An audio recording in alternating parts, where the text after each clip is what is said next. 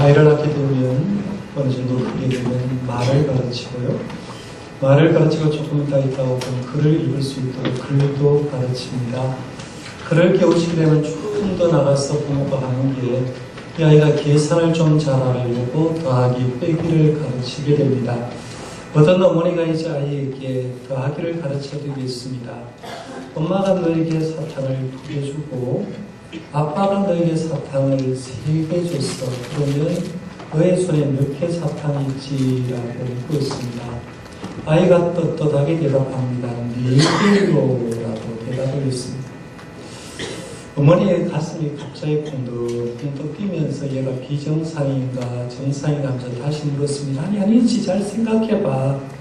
엄마가 사탕을 1개를 주고 아빠가 사탕을 2개를 줬어. 그러면 너의 손에 몇 개의 사탕이 있지라고 물었습니다. 아이가 또 눈을 크게 뜨면서 대답합니다. 2개요 라고 대답을 해버렸습니다. 엄마의 목소리가 갑자기 막 높아지면서 우스갯소리로 머리 뚜껑이 열려버리면 올라갔다 내려갔다 얼굴이 뽀글뽀글 하면서 다시 한번 하면서 이 아이를 어떻게 가르칠까라고 생각하다가 엄마가 극단적인 방법을 씁니다. 너 이리 와봐. 손 2발을 내놓으라고 얘기를 하면서 왼손을 내놓고 아이의 손바닥을 30cm 자로 2대를 때렸습니다. 오른손바닥을 내라고 해서 한 번을 때렸어요. 아이에게 묻습니다. 너 왼손에 몇 번 맞았지? 2대 맞았어요. 오른손에 몇 번 맞았지? 1번 맞았어요. 그러면 몇 번 오늘 총 맞았어요? 라고 물으니까 아이가 대답하는 말이 3번 맞았어요 라고 말하면서 정상적으로 대답을 하더라는 얘기입니다. 우리 신앙생활도 그렇습니다. 신앙생활도 예수들을 영접하고 예수를 영접한 사람들이 다 구원받기를 원하는데 이 사람은 이 사람대로 저 사람은 사람대로 주님께 부름받을 때 느끼는 것이 다르다는 거죠. 어떤 사람은 그냥 조금만 하나님이 터치를 해도 예수를 영접을 잘하는 사람이 있는가 하면 어떤 사람은 강력한 하나님의 메시지를 받고 어떤 강력한 충격을 받아야 예수를 믿는 사람이 있는데요. 정말 우리 사도행전의 말씀을 공부를 하면서 느끼는 게 성령 받은 주의 종들로 통해서 예루살렘에 복음을 전했을 때 하루에 3,000명씩 5,000명씩 회개한 역사가 일어났잖아요. 빌립 집사로 통해서 사마리아에 가서 복음을 전하니까 사마리아 성이 변하고 에티오피아 내시가 변화되는 그런 역사를 봅니다. 그런데도 불구하고 변화되지 않은 한 사람이 있었죠. 그 사람이 지난 시간에 생각한 사울이라는 사람입니다.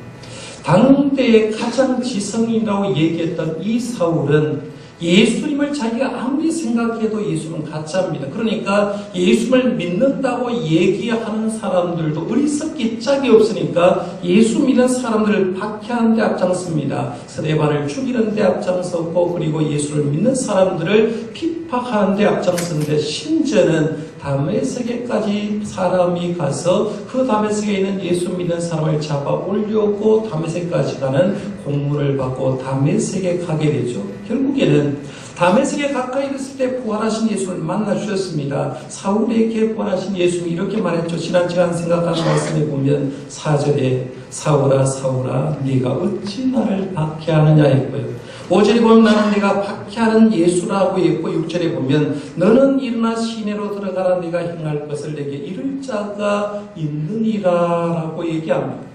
강력한 빛으로 임하신 예수님을 경험한 사울은 그 순간 육신의 눈이 멀었습니다. 그런데 귀로는 똑똑하게 주님의 음성이 들리니까 주님의 음성을 듣고 주님의 말씀에 순종할 수밖에 없는데 사울은 예수님을 만난 다음에 사람의 손에 이끌려서 다메섹으로 들어가서 유다라는 사람의 작은 집에 들어가서 물게 됩니다. 그때부터 사흘 동안에는 먹지도 못하고 보지도 못하고 마시지도 못하고 시간을 보냈다라고 얘기하는데요. 여기까지가 우리가 지난주에 생각한 말씀입니다. 오늘은 그 이후에 어떤 말씀이 진행되는가 생각해 보려고 하는데요. 10절 말씀 여러분 같이 한번 보겠습니다. 10절입니다. 그때 다메섹에 아나니아라는 제자가 있더니 주께서 환상 중에 불러 이르시되 아나니아야 하시거늘 주의 은혜가 여기 있나이다 하니. 아멘. 여기 보면 부활하신 예수님을 이 사울을 기심시키기 위해서 이미 다메섹에 누구를 준비시켜 놓느냐 하면 아나니아라는 사람을 준비를 시켜 놓았다라고 얘기합니다. 우리 아나니아 하면 이미 사도행전 앞부분에 생각했죠. 누굽니까? 아나니아 삽비라 부부를 생각했습니다. 이 아나니아 삽비라 부부는 바나바가 밭을 팔아서 교회에서 인정받는 걸 보고 자기도 밭을 팔아서 사도의 앞에 갖다 놨지만 거짓말을 했기 때문에 성령을 속인 죄로 하루에 둘 부부가 죽게 됩니다. 그런데 오늘 본문에 나온 아나니아는 그와 이름은 같지만 같은 사람이 아닙니다. 동명이인이에요. 이름의 뜻은 똑같습니다. 여호와는 은혜로우시다라는 뜻을 지녔는데 이 다메섹에 주님을 영접하고 주님이 쓰시는 바 된 이 아나니아가 과연 어떤 분인가 생각해 볼 필요가 있는데요. 오늘 본문을 통해서 아나니아가 어떤 인물인가 한번 생각해 보겠습니다. 먼저 아나니아를 어떤 인물이라고 얘기하느냐 하면 예수님의 제자였다라고 얘기를 합니다. 10절에 보면 아나니아라 하는 제자가 있더니라고 얘기를 합니다.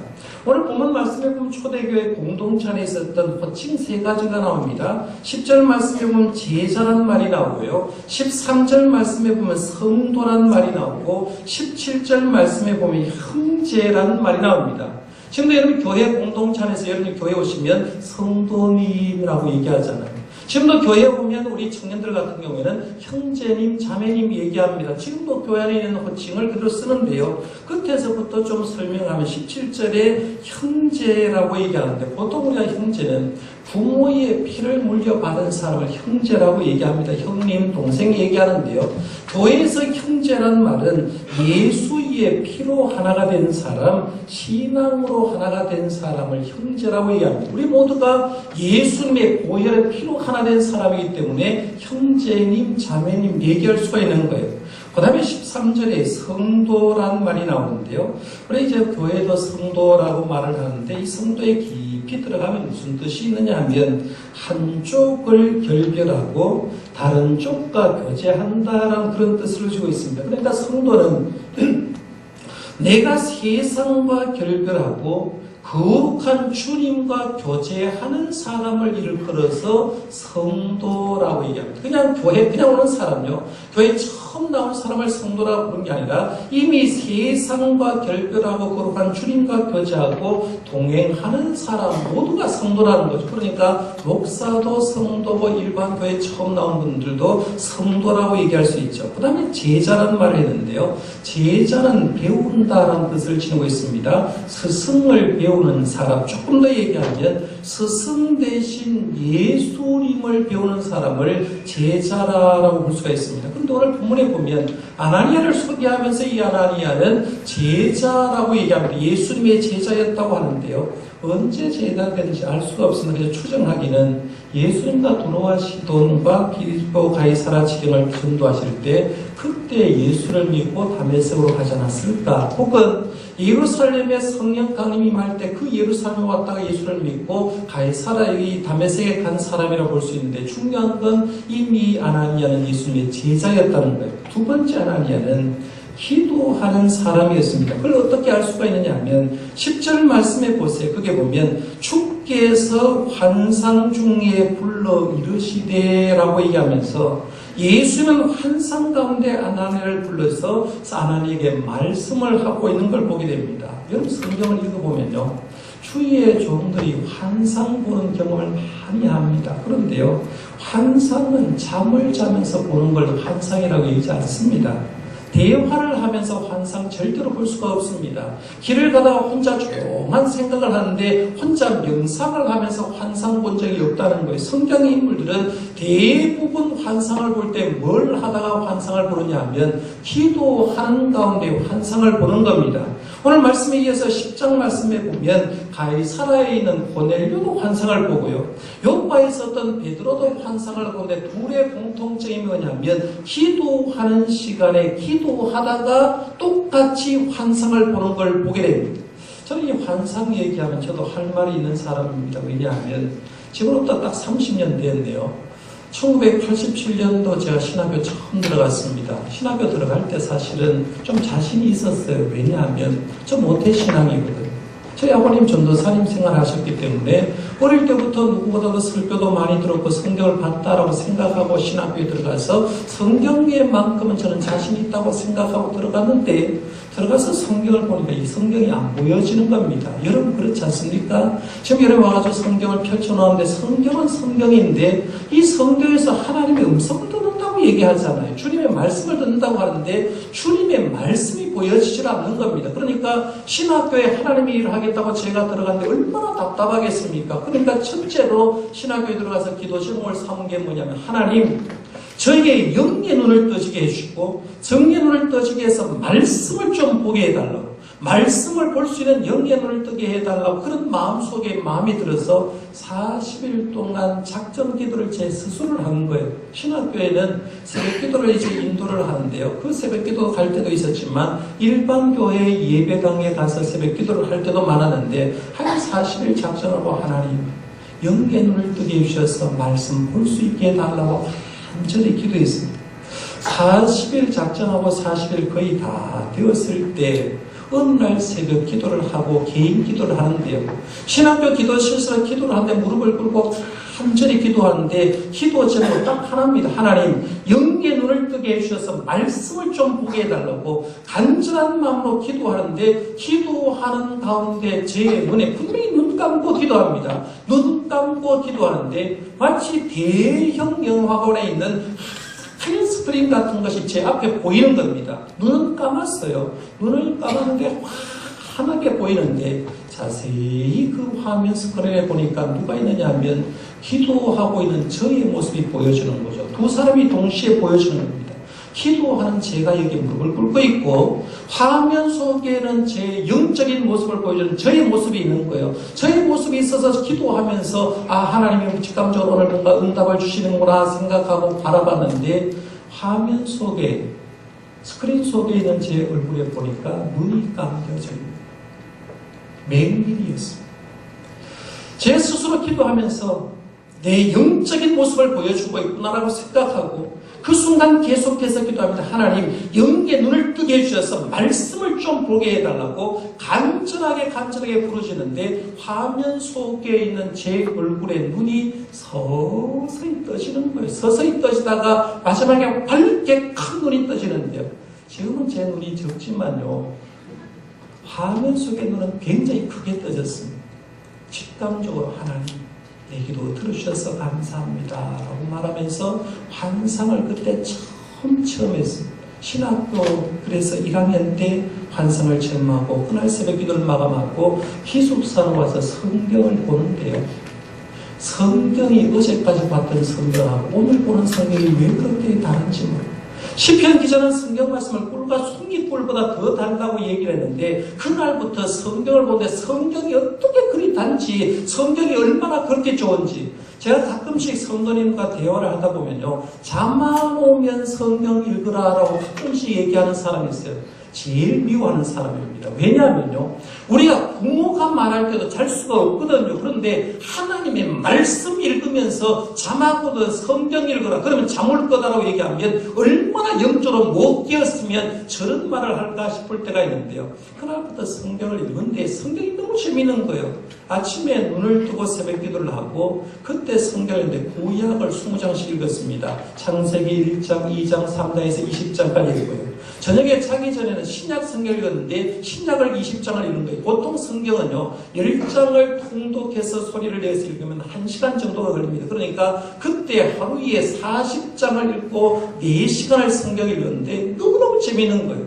이렇게 성경 읽다가 한 학기 신학교를 하고 군대에 갔는데 군대 고초를 쓰면서도 성경 읽었거든요. 제가 응답을 받고 환상을 체험하는 건 이런 놀라운 것이구나 생각하고 이러고 있는데요. 제가 오늘 본문 말씀에도 이 아나니아가 기도하는 가운데 환상을 경험하는 걸 보면서 신앙 공식 하나를 만들 수 있었습니다. 그게 뭐냐면 말씀을 보아야 하나님의 음성이 들립니다. 기도를 해야 환상을 볼 수 있다. 단순한 진리 같잖아요. 이미 알고 있어요, 여러분. 근데 이 말씀 속에는 뼈가 들어있습니다. 왜냐하면요. 우리 성도들이 가끔씩 이런 얘기합니다. 말씀 잘 안 들려요. 설교 잘 안 들려요. 기도를 하는데 응답이 없어요 라고 얘기를 하는 사람이 많습니다. 그런데요. 하나님의 말씀은 살았기 때문에 지금도 말씀을 보는 사람에게는 주님의 음성이 들려주는 줄 믿습니다. 근데 왜 말씀 안 들리느냐? 성경 안 보거든요. 한 주일이 지나도 성경 한 장 제대로 안 읽어요. 그러니까 말씀이 안 들릴 수밖에 없죠.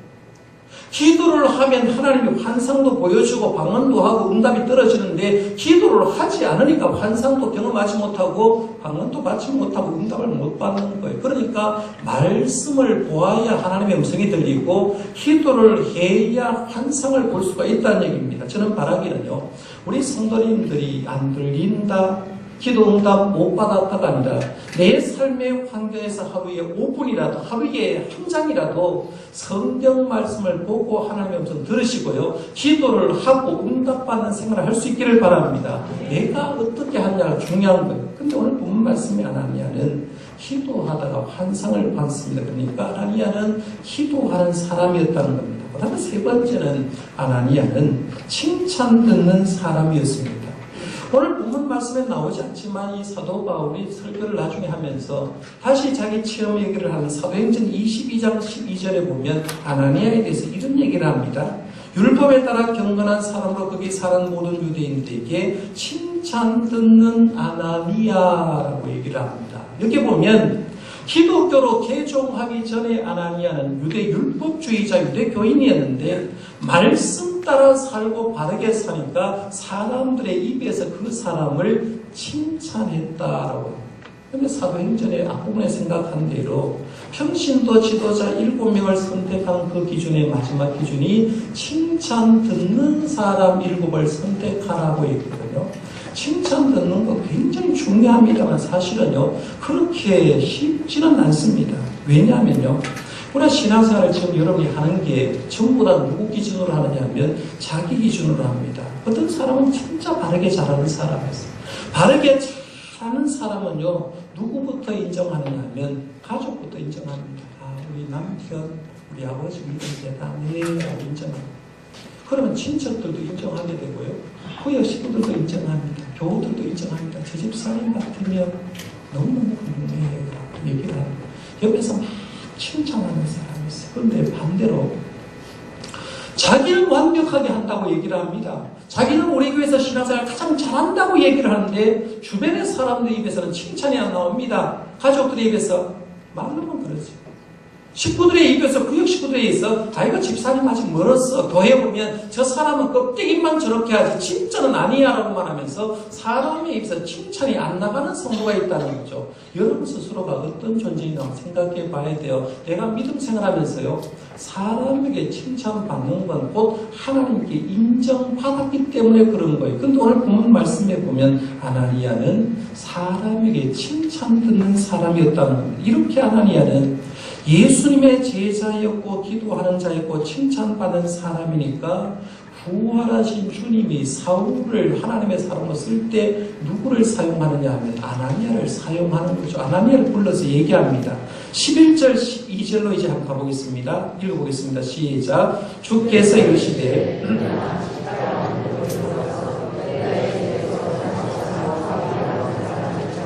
그가 기도하는 중이라 그가 아나니아라는 사람이 들어와서 자기에게 안수하여 다시 보게 하는 것을 보았느니라 하시거늘. 부활하신 주님께서 이제 아나니아에게 명령을 냅니다. 집 가라 하는 거리로 가라. 거기에 유다의 집이 있는데 거기에 누가 있느냐 하면 다소 사람 사울이라는 사람이 있고 거기에 기도하는 중이다 했어요.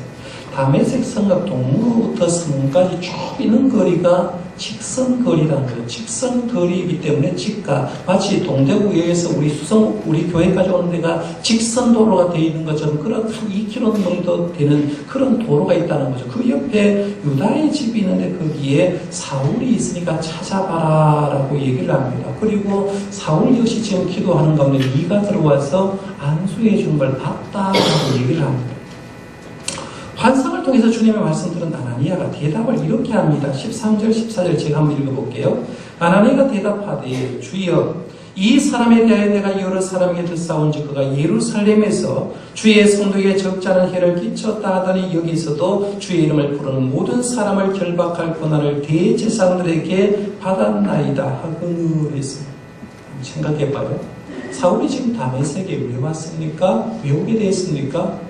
예수 믿는 사람 잡으려고 왔잖아요. 그렇죠? 예수 잘 믿는 사람 잡으려고 왔는데 예수님 잘 믿는 사람이 다메섹에 있다는 소리를 이미 정보를 입수했습니다. 정보를 입수해서 다메섹으로 올 때 사울에게는 1순위부터 시작해서 쭉 해서 명단이 있었을까요? 없었을까요? 예수 믿는 사람 명단 벌써 입수를 했다는 겁니다.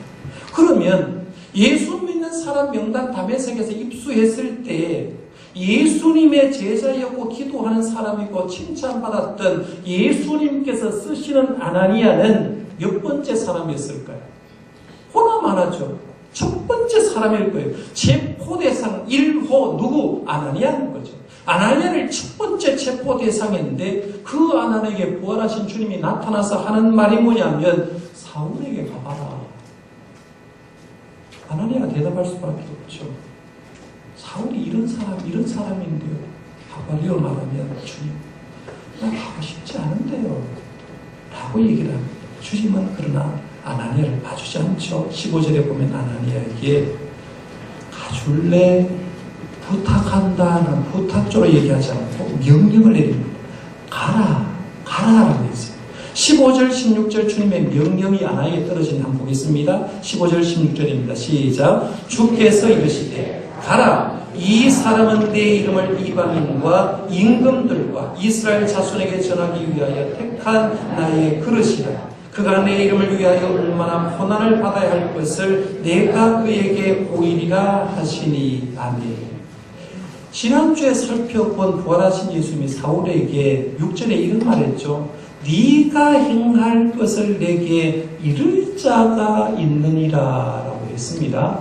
내가 지금 너를 만났는데 네가 앞으로 무슨 일을 해야 될 건 내가 직접 얘기를 하지 않고 사람을 보내서 얘기할 거다라고 얘기했거든요. 그 사람 누굽니까? 오늘 본문에 나온 아나니아입니다. 그러면 아나니아의 입을 통해서 사울이 해야 될 일을 가르쳐 주는데 그 일이 어디 나오냐면 오늘 본문 15절, 16절에 나오는 말입니다. 15절, 16절 말씀에 보면 똑같은 단어가 두 번째 등장합니다. 15절 말씀에 봐도 내 이름이라는 말이 등장하죠. 내 이름을 15절에 가라 이 사람은 내 이름을 16절에 그가 내 이름을 위하여라고 했습니다. 성경을 보면 여기 보여야 됩니다. 지금 사도 사울에게 아나니아를 통해서 두 가지 사명을 주는데 사명을 줄 때마다 앞부분에 뭘 얘기하느냐 하면 내 이름을 해서 내 이름. 누구의 이름요? 예수님의 이름.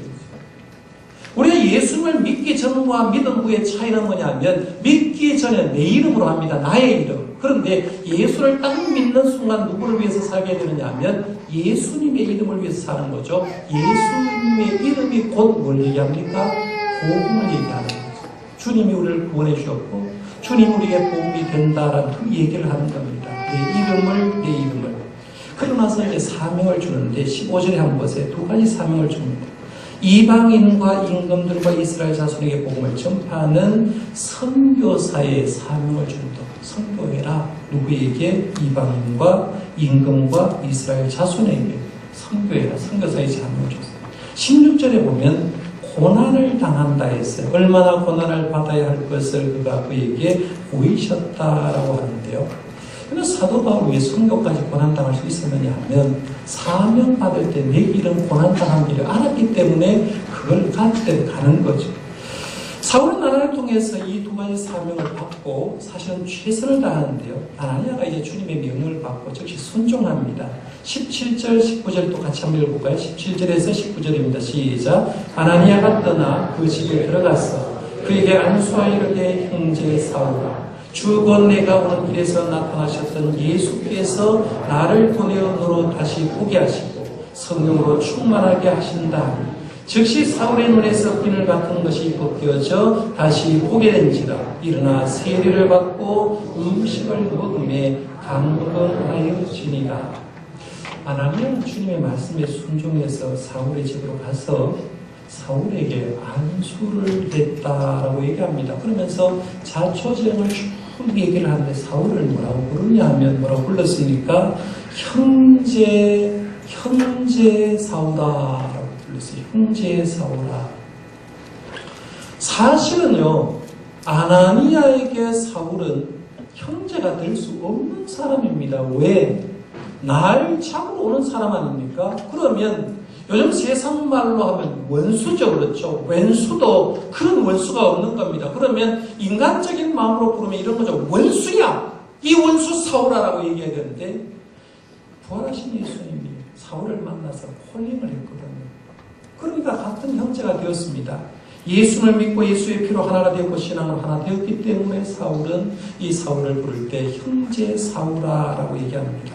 그러면서 사울이 안수를 하니까 성령 충만을 경험하고 성령 세례를 받으니까 그의 눈에 비늘 같은 것이 벗어서 보게 되었다고 얘기하고 그리고 아나니아 침례로 물 세례를 받게 됩니다. 지난 시간에 우리가 생각한 대로 세례는 두 가지가 있다고 했죠. 물 세례가 있고 또 하나 뭐요? 성령 세례가 있다. 그런데 받는 거는 세 가지 종류가 있다. 어떤 사람은 물 세례를 먼저 받고 나중에 성령 세례를 받는 사람이 있고 물 세례를 받을 때 성령 세례 받는 사람도 있고 어떤 사람은 성령 세례를 먼저 받고 물 세례를 나중에 받는 사람이 있다. 예를 들면 에티오피아 내시도 성령 세례 먼저 받고 물 세례를 나중에 받았죠. 오늘 본문에 나오는 사울도 성령 세례 먼저 받고 물 세례를 나중에 받았습니다. 중요한 건요. 오늘 본문 말씀에 보면 세례를 받고 물세례를 받고 3일 동안 금식하다가 드디어 음식을 먹고 강건해졌다라고 얘기를 하는데 오늘 우리들도 마찬가지입니다. 교회 생활하면서요. 두 가지 세례를 명확하게 받아야 돼요. 물세례 받은 사람 대부분 내 물세례 받았다 아는데 그 다음에 안 되는 게 뭐냐면 성령 세례에서 확신을 못하는 사람이 있어요. 내가 왜 교회에 다니는데 10년 지나도 변화가 없을까? 내가 교회 다니면서 직분은 받았는데 왜 저 사람이 변화하지 않을까? 이유를 들어가 보면요. 형식은 갖춰져 있어요. 교회에는 성령 세례 받은 기준으로 집사를 주는 게 아니거든요. 성령 세례 받은 기준으로 직분을 주는 게 아니라 물 세례를 받은 그 기준만 가지고 하는데 문제는 그 성령 세례는 누가 받아야 되느냐 하면 내가 하나님께 기도해 받아야 돼요. 내가 성령 세례를 받아야 그때서야 예수님 제대로 알게 되는 겁니다. 그렇게 우리 성도들은요. 내가 바뀌었냐 안 바뀌었냐 알 수가 있는 것은 성령 세례를 내가 받은 경험이 있고 지금도 성령이 나를 지배하고 있는가를 보실 필요가 있다는 거예요.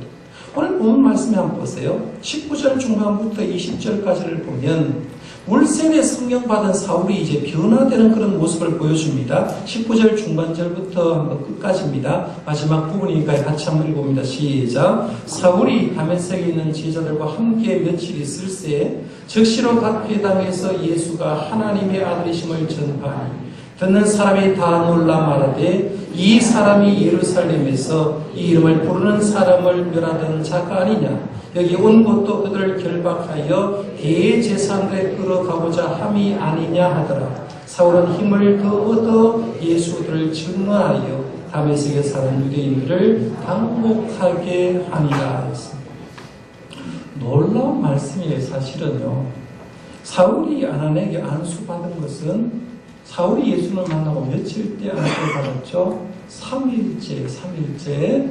그런데 오늘 말씀해 보면 3일째 안수를 받고 그 다음에 19절 중반절에 보면 사울이 다메섹에 있는 제자들과 함께 며칠 더 있었다라고 얘기합니다. 그러니까 이 3일이 더 지났다는 거죠. 그러면 3일째 안수하고 눈 떠지고 며칠 이 3일 상간에 있었기 때문에 지금 얼마가 되느냐 하면 부활하신 예수를 만나고 불과 일주일이 채 안 되는 겁니다. 그런데 예수님 만나고 일주일도 채 안 되는 사람이 지금 뭐라고 얘기를 하느냐 하면 20절 말씀해 보세요. 즉시로 했죠. 즉시로.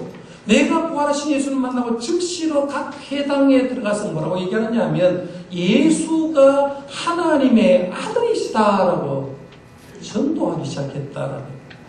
사울은 회당에 들어가서 얘기합니다. 예수님은 하나님의 아들입니다. 예수님은 하나님의 아들입니다. 예수님은 구원자입니다. 예수님이 우리를 구원해준 메시아입니다. 라고 얘기하기 시작하는 겁니다. 다메섹이 팍 뒤집혀졌어요. 왜? 예수 믿는 자를 잡아오는 그 사울 알고 있거든요. 그런데 이 사람이 한 5, 6일 정도 지나니까 그에 이어서 회당에 들어가서 하는 말이 예수님이 하나님의 아들이라고 구원자로 막 얘기를 하니까 성도들이 다메섹에 있는 교인들과 일반 사람들이 공저롭건 사울에 대해서 얘기를 합니다. 왈과왈과하는 소리를 알고 22절에 보면 사울은 힘을 더 얻어 예수 그리스도라 증언했다라고 합니다. 그러니까 다메섹에 사는 유대인들이 당혹하게 되었다라고 얘기를 합니다. 이게 예수를 제대로 만난 사람의 반응입니다. 우리도 예수 제대로 만나면요, 입에서 뭔 얘기가 나와야 되느냐 하면 예수님 얘기가 나와야 돼요. 입에서 찬양이 나와야 돼요. 예수님께 영광이 돌리는 게 나와야 되고요. 예수님을 믿으라고 보라고 얘기가 나와야 됩니다. 예수님 하나님의 아들입니다. 예수님 구원자입니다. 예수님에 대해서 입술 속에 나와서 주님께 영광 돌리고 주님의 이름이 등장했다는 거죠. 그러니까 우리의 입술 속에 예수님 얘기가 나오냐? 여러분 입술 속에 입만 열면 예수님 얘기 나옵니까? 성령 충만한 사람의 특징은요, 예수님 얘기가 나온다는 얘기입니다. 성령 충만한 예수님은 하나님의 아들이라고, 예수님은 그리스도라고 얘기하는 거예요. 제가 오늘 오후에도 잠깐 얘기하겠지만, 일담성교 회원들이 입국에 있는 군립공원에 가서 잠시 정심을 보는 가운데도 내가 만난 예수 간증했다는 거예요.